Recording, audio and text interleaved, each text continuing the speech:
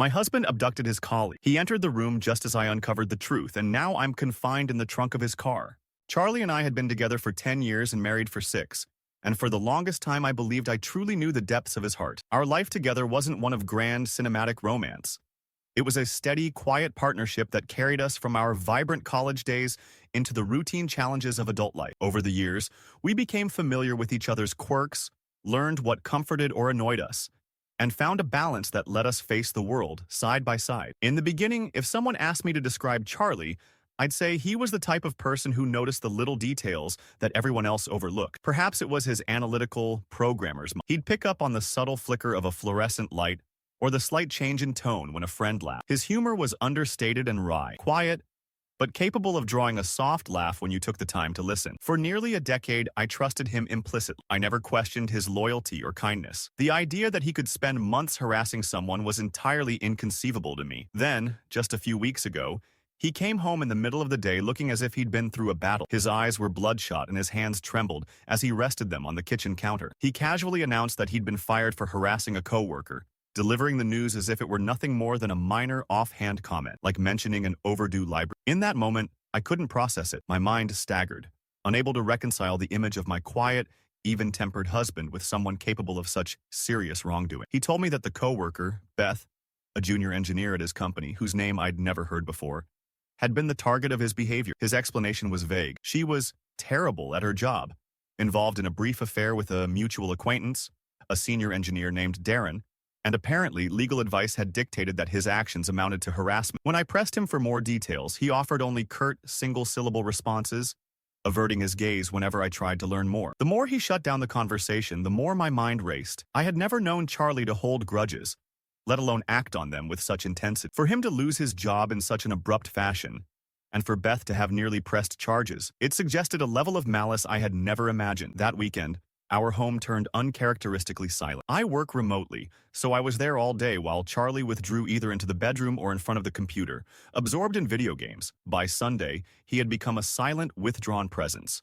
A shadow hunched over his desk, his eyes locked on the screen, locked away in a private world I couldn't access. Every time I tried to start a conversation, I was met with short answers or a cool hostility that seemed almost resentful. I wondered if his anger was somehow directed at me or at himself, or if it was the manifestation of some deeper, unnamed guilt. By Monday, my patience had worn thin. We couldn't simply dismiss what was happening as a temporary inconvenience. Our livelihoods, our relationship, and even my sense of self were on the line. I confronted him early one morning and found him still playing video games at 5:30, utterly exhausted. At first, he brushed me off, but I wouldn't let it go. Recalling someone's advice from online, I suggested that if he wasn't comfortable talking about it, he could at least write down an explanation. He scoffed with a half-laugh and said, "The paperwork is in my car. Go read it if you want." When I asked him to bring it in so we could review it together, he replied dismissively, "You're going to believe what you want anyway," and stormed out to the drive. I followed, heart pounding with confusion and dread, and watched as he rummaged in the glove compartment, tossed a stack of papers my way, and then started the car, leaving without looking back. It took me a few agonizing moments to register what had happened before panic set in. Where was he going? Would he do something drastic? My frantic calls to his phone went unanswered, intensifying my fear that he might be driving off to harm himself. Eventually, his mother texted to say that he was at her house and wasn't willing to talk about what had happened. Although it was only a short drive away, it was clear he wasn't ready to face me. I returned inside, clutching the trembling papers, and sat at our kitchen table, swallowing hard as I began to read. What I discovered shook me to my very core. The company documents laid out, in painstaking detail, a 3-month-long campaign of harassment. Charlie had created anonymous email accounts, set up from his work computer, to send a barrage of messages to Beth. He called her incompetent, claimed she was only hired because she was a woman, and urged her to quit before being fired. I held printed copies of these emails in my hands and could hardly recognize the hateful tone that came from the man I once trusted implicitly. There was further evidence. Fake user accounts he had created for his company's product were used to post negative reviews specifically targeting Beth's work, and he even sent an anonymous email to her boss, accusing her of having an affair with Darren to gain favoritism. The final, horrifying piece of evidence was the incident involving a gun catalog. According to Beth's account, she had found a gun catalog wedged under her windshield wiper, a catalog bearing Charlie's name and address on the subscription card. The company's records made it unmistakably clear that this was meant as a threat, and they were convinced that Charlie had placed it there deliberately. As I read these words,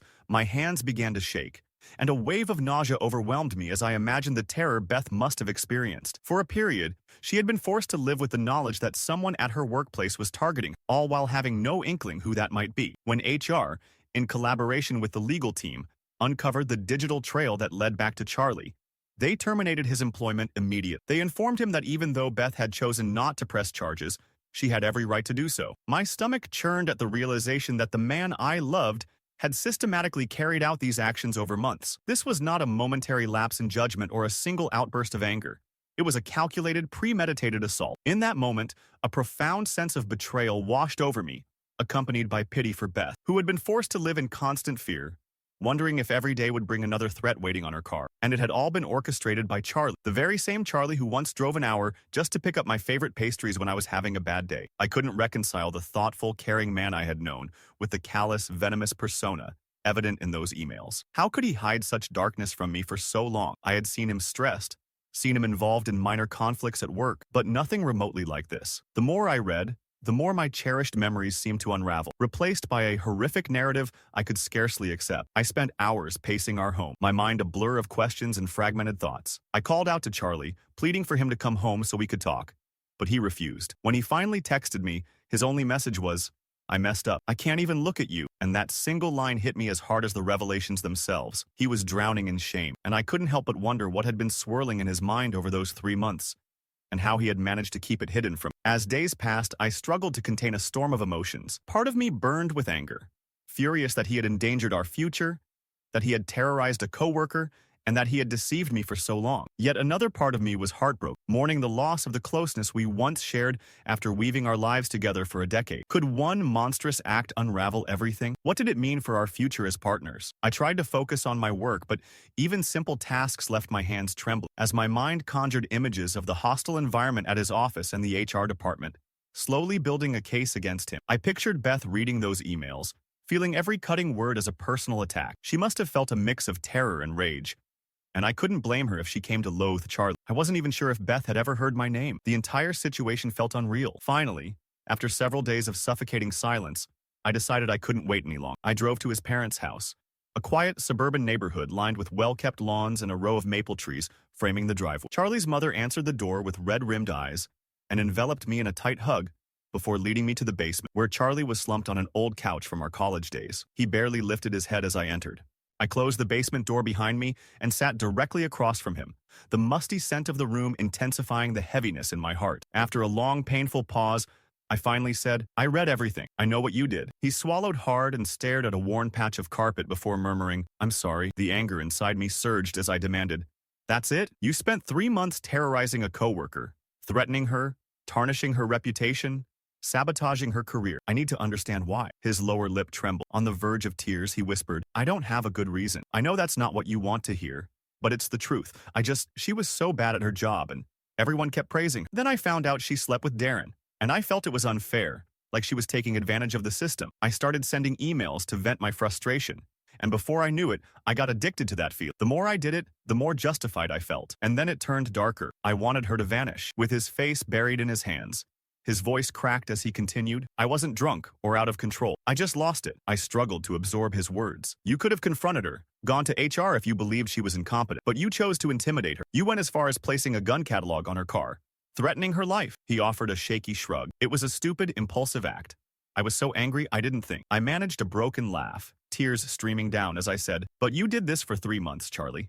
That isn't just an impulse." All he could repeat was, "I'm sorry," over and over, a refrain that left me doubting whether I could ever trust him again. In the days following, Charlie texted me to say he had scheduled an appointment with a therapist and was staying at his parents' house a while, unable to face me every day with the weight of his betrayal hanging between us. I wasn't sure I even wanted him back in our home. The memory of those poisonous emails haunted me relentlessly. When I reached out to a few close friends, they were at a loss for words, horrified and unsure of how to help. One friend bluntly asked, "How long do you think this had been going on? Did you ever see any signs?" That question stung, forcing me to comb through our shared history for any hints of hidden cruelty. I remembered Charlie occasionally muttering frustrated remarks about coworkers, male or female, but never acting on those feelings. They seemed like fleeting moments of irritation, vented, and then forgotten. Nothing had prepared me for a prolonged campaign of malice. Eventually, I contacted Darren, the senior engineer who had briefly dated Beth, using an old group text to retrieve his number. He agreed to meet at a local coffee shop, and when I arrived early, I found him already seated,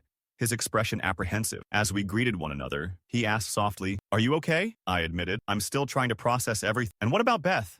How is she doing?" Darren sighed. "She's clearly shaken, but she's strong. HR allowed her to work remotely, and I hear she might be transferring to another department soon." I gripped my coffee cup for a sense of warmth and asked, "Why do you think Charlie did this?" Darren's face tightened with a grimace as he replied, "I wish I knew." He never gave any indication of harboring this kind of hatred. In meetings, he was always the funny, lighthearted guy. I didn't realize he was so furious about Beth, or that he'd fixate on her incompetence. What he did was far beyond petty office gossip. It was terrifying. We all liked him. I nodded in agreement, still in disbelief. As I left the cafe under a gray, overcast sky that perfectly matched my mood, I silently wished I could reach out to Beth and apologize on Charlie's behalf, even though I knew nothing I said could undo the harm done. She deserved to feel safe and respected at work. In the midst of all this, he was unemployed, which strained our finances and pushed him into the realm of freelance programming. It wasn't the prestigious career he once had, but it provided him with a modest income and more time to focus on his therapy. Gradually, I started to feel a cautious optimism about our future together. Sometimes when I saw him sleeping, I felt a bittersweet ache, reminiscing about the carefree days when I thought I knew him inside out. Yet I also reminded myself that people are complicated beings, capable of both kindness and cruelty. Perhaps he wasn't irredeemable after all. Maybe with therapy and accountability, he could find a path to redemption. Still, there were moments when the memory of those vicious emails or the gun catalog under Beth's windshield would send a chill down my spine. On those days, I wondered if I should have left, if I should refuse to remain in a marriage stained by such malice. I constantly worried that if a new frustration emerged, he might slip back into that destructive behavior. That fear lingered in the back of my mind even as I attempted to rebuild trust. About 6 months into our therapy journey, Charlie mentioned that he'd started engaging in online forums for women in tech, trying to educate himself about unconscious biases, a therapy assignment meant to confront the specific issues that had fueled his resentment. I had mixed feelings about this effort. While I appreciated his attempt to make amends, I doubted that reading articles and posting well-meaning comments could ever erase the harm he'd inflicted on Beth. Still, it was part of his effort to become a better person. He also began exploring literature on toxic workplace culture, learning how pent-up frustrations could explode when people feel overlooked or marginalized. None of that justified his actions, but it offered him a way to articulate the bitterness and fear of obsolescence that had grown inside him, a fear that perhaps he had never even admitted to himself. It struck me that perhaps we had both grown complacent in our communication. Nearly a year after the incident, we seemed to have settled into a fragile new normal. Charlie now managed a modest stream of freelance clients, and he continued his regular therapy sessions, sometimes even more frequently, if he felt himself faltering. I persisted with my own counseling, working through my complex emotions. We made a conscious effort to communicate openly about our daily stresses, actually sitting together for meals and talking instead of silently scrolling on our phones. Gradually, I began to feel less tension around him. The raw panic of the past softened into a guarded caution. I couldn't say I had entirely forgiven him, but there were moments when genuine warmth and the remnants of our former intimacy shone through. I even started to see a future that might resemble normalcy, albeit one built on a foundation that could never be entirely restored. The hardest lesson I learned was just how fragile our assumptions about each other can be. I had once believed that Charlie was incapable of cruelty, and he had assumed that I would never leave him. Both of those assumptions were shattered, forcing us to build something new from the ruins. We made an unspoken pact. If he ever repeated behavior remotely similar to what he had done, if I ever felt unsafe or sensed his anger escalating into cruelty, I would leave without hesitation. He accepted that condition without protest. Over time, I heard that Beth was doing better, thriving in her new department, away from the toxic environment of her old team. Although she hadn't pressed charges, likely choosing to avoid a legal ordeal, I hoped she had a strong support network and that her new workplace provided her with the respect she deserved. A part of me longed to reach out and apologize to her on Charlie's behalf, but I never did, respecting her right to move forward without further involvement from either of us. People often ask, "Why didn't you leave?" Or, "How can you still live with him?" The truth is, it's a messy situation. On one hand, he committed an unforgivable act of cruelty against another person. On the other, I see a man who is tormented by regret, who is actively trying to address the issues that led him down this destructive path. I still remember the kind gestures from our early years together, the way he used to save ticket stubs from our college dates, surprise me with small, thoughtful acts, nurse me back to health when I was sick, and dance with me in our kitchen on random nights. Reconciling that version of him with the man who terrorized a coworker is nearly impossible. Yet both aspects exist side by side. And so, I've chosen to stay, albeit with caution and constant vigilance. Our story isn't one of tidy resolutions or fairy tale redemptions. It's an ongoing, complicated narrative marked by the indelible scars of past betrayals, a constant reminder of how destructive secrets and suppressed anger can be. Every day, I make the deliberate choice to remain in a marriage that has been tainted by an act of profound cruelty. Every day, I check in with myself to see if I still feel safe with that decision. For now, the answer has been yes, not because I've come to accept what he did, but because I recognize his sincere efforts to atone and to change. I've made it clear to myself that if I ever sense even a hint of him reverting to that callous behavior, I won't hesitate to walk away. It's a delicate balance, an internal alarm system designed to protect my well-being. So we continue our therapy sessions, openly discussing conflicts instead of letting them fester. He's been transparent about his freelance work, showing me the emails he sends and telling me about any issues that crop up with clients. I, too, am diligent about tending to my own mental health, constantly reminding myself that I'm not responsible for curing his anger.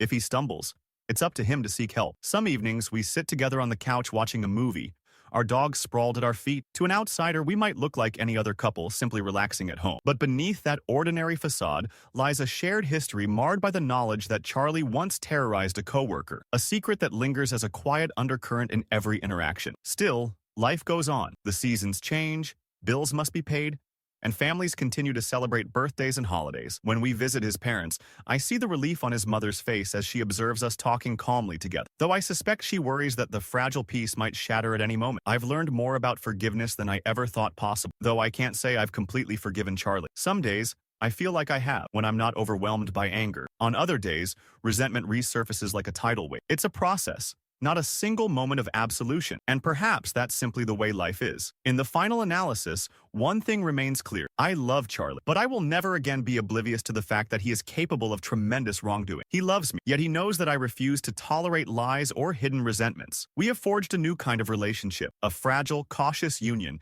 that survived something catastrophic, built on the painful lessons of the past year. I still think about Beth often, hoping she has found the peace and respect she deserves in her new role. Though nothing can erase the harm done to her, I pray that her new environment nurtures her strength and affirms her worth. This is the story of how my seemingly stable marriage was upended by the revelation that my husband had spent 3 months harassing a coworker, and of how we have struggled, painstakingly, to piece our lives back together. It isn't a story with a neat, happy ending.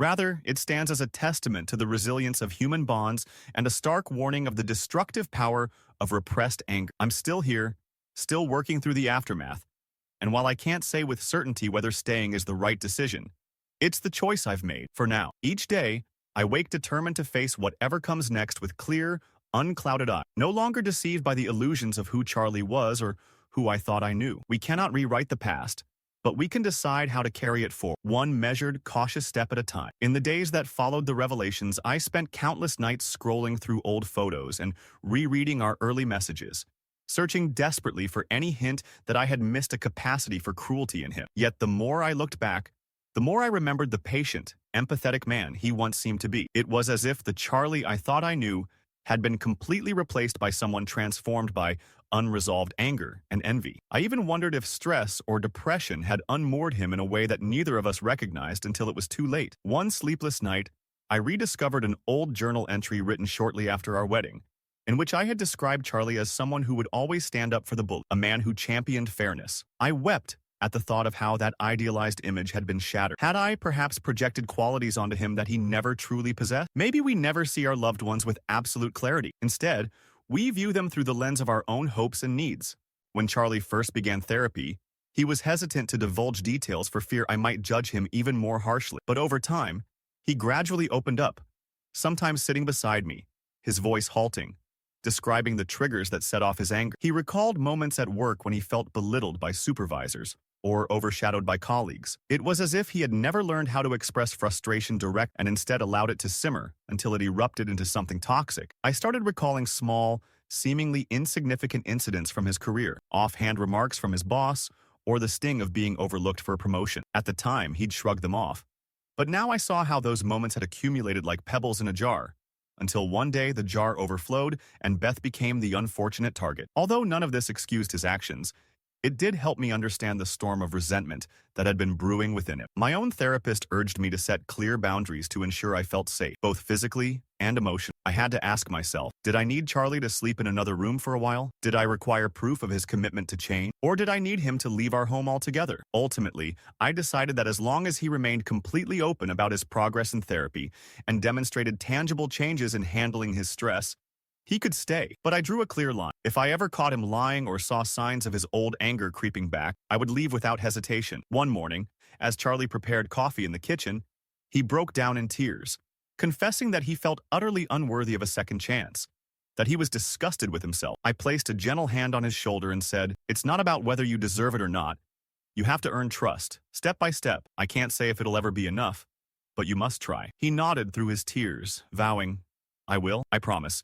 In many ways, our marriage had transformed into something altogether different, a union forged from the ruins of betrayal and built on the painstaking process of self-reflection and accountability. We were no longer the carefree couple who once assumed nothing could go wrong. Instead, we had become two people struggling to salvage love from a wreck, unsure if we would ever fully recover. In therapy, we'd review the email transcripts together.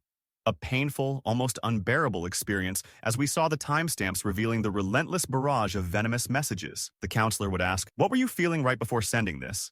And Charlie would falter, describing the sting of a bad meeting or the bitter memory of hearing praise for Beth. It was like witnessing a slow-motion train wreck, each email building upon the last into a towering mass of malice. There were moments when I could barely stand to read them, and though I begged the counselor to stop, they insisted that confronting every painful detail was essential for our healing. One day, Charlie admitted that he had, at times, obsessively checked Beth's social media profiles, telling himself it was nothing more than verifying her competence. But deep down, it was a twisted fixation that only fueled his vicious behavior. Hearing that, I was overwhelmed with anger, recalling the times I'd teased him for casually scrolling online, never imagining that he was secretly stalking a coworker and compiling ammunition for his attacks. My therapist also stressed that I needed to recognize my own self independent of being Charlie's wife. I learned to define myself by my own boundaries and strengths, rather than solely through our marriage, which had long been the foundation of my adult life. Though it was a challenging shift, gradually I began to see that I could survive,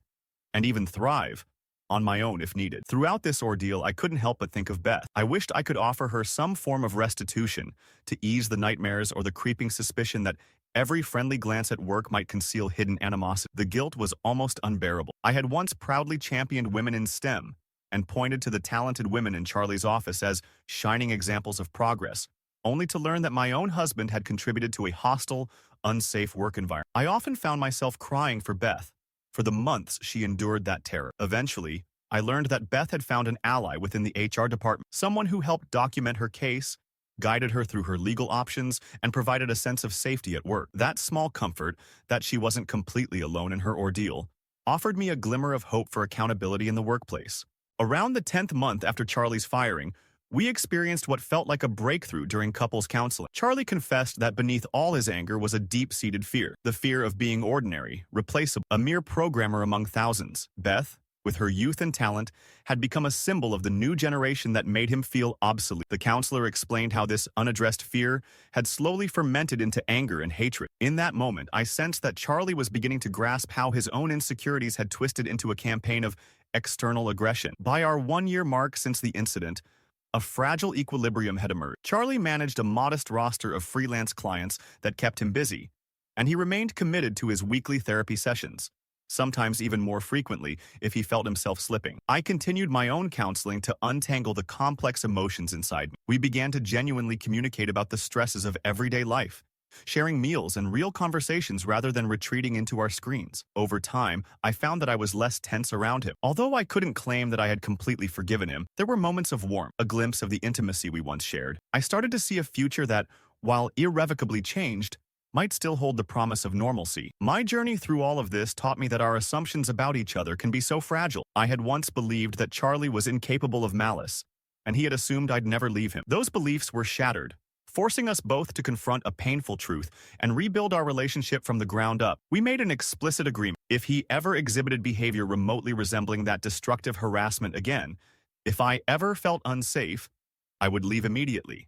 And he accepted that without objection. I eventually learned that Beth was doing well in her new department, tackling new projects away from the toxic environment of her former team. Though she chose not to press charges, likely to avoid a prolonged legal. I sincerely hope that she had found a supportive network that helped her reclaim her sense of security. Part of me longed to apologize directly to her, to acknowledge the pain inflicted upon her by Charlie's actions, but I knew it wasn't my place to intrude on her healing process. When people ask me why I haven't left, or how I can continue living with him, the truth is painfully complicated. On one hand, Charlie committed an act so appalling that it defies simple explanation. On the other hand, I see a man tormented by regret, a man who, despite everything, is trying every day to address the roots of his destructive behavior. I still remember the thoughtful gestures from our early years, the way he saved mementos from our dates, surprised me with small tokens of love, and cared for me during my sick days. Reconciling those cherished memories with the reality of what he did is an impossible task.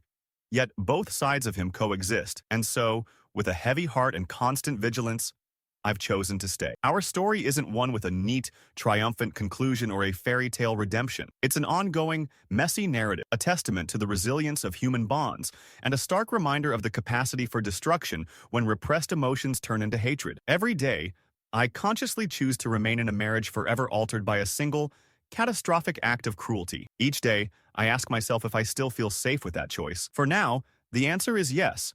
Not because I've forgiven what happened, but because I see Charlie's genuine efforts to atone and change. I have made it unequivocally clear that if I ever sense even a hint of that old callous anger returning, I will not hesitate to leave. It's a delicate balance, a built-in alarm system designed to protect my emotional well-being. So we persist with our therapy sessions, addressing conflicts openly instead of letting them fester. He's been transparent about his freelance, sharing the emails he sends and discussing any issues with his clients. I, too, remain vigilant about my own mental health, constantly reminding myself that I'm not responsible for curing his anger. If he stumbles, it's on him to seek help, not for me to shield him from the consequences.